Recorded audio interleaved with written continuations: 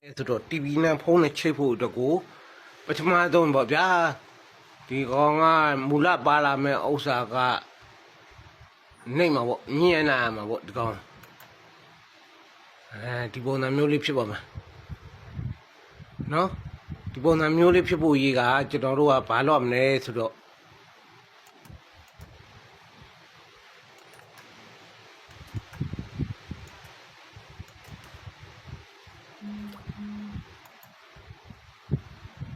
ဒီကြောက်ဝင်မယ်နော်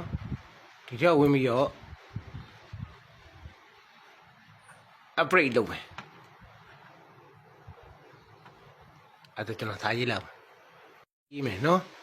ရေးပြီးရင်ဒီကြောက်ဝင်မယ်နော်ဒီကြောက်ဝင်မယ်ဆိုရင်ဒီနားမှာအလေးမှာတက်လာမယ်ဒီနားမှာ upgrade လုပ်လိုက်ကော upgrade လုပ်လိုက်စနပုံစံမျိုးဖြစ်ပါမယ်ပြီးရနဲ့သူကဟိုပါပေါ့ရှေ့ကြောလာဒီပုံစံမျိုးလေးဖြစ်လာမယ်ပြီးပြီဆိုတာနဲ့ကျွန်တော်ဖုန်းနဲ့ချိန်ကြည့်မယ်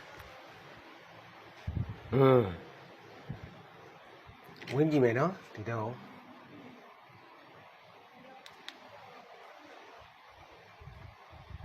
မဘောသေးဘူးနော်တလားနော်ဒီလိုမျိုးလေးဖြစ်လာမှ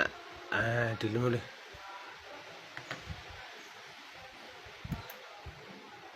ဒီလိုမျိုးလေးဖြစ်လာပြီဆိုတော့ဒီမှာလည်းပေါ်လာနော်ဒါလေးကိုနှိမ့်မယ်ဒါလေးကိုနှိမ့်မယ်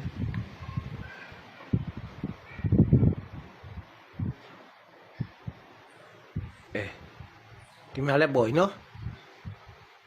အောက်စာကိုပြတာအဲ့မှာကဖုန်းအောက်စာပြတာဒီမှာကြတော့ကွန်ပျူတာမှာကိုကအဲ့ Android ဘက်ကိုလွတ်ချင်တယ်ဆိုလို့ရှိရင်ဒီမှာဒီ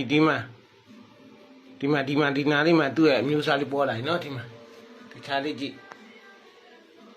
နော်ဒီမှာနော်ပြီးရနေကျွန်တော် TV ရှေ့ပြမှာဒီဘက်မှာဒီလိုမျိုးဖြစ်ပါပြီဆိုတော့ဟိုဘက်မှာ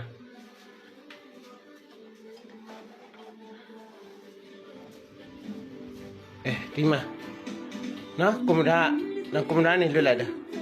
ဘာကြိုးမှတွဲထားမှမရှိဘူး